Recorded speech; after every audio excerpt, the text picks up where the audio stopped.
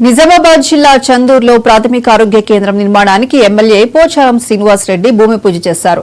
పేద బడుగు బలహీన వర్గాలకు పైసా ఖర్చు లేకుండా మెరుగైన వైద్య సేవలు అందుబాటులోకి తీసుకురావడమే లక్ష్యంగా పనిచేస్తున్నామని ఎమ్మెల్యే స్పష్టం చేశారు.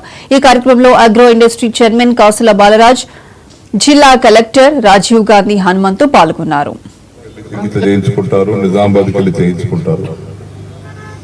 కానీ మనం పల్లెటూళ్ళలో నివసించేటువంటి పేదవారు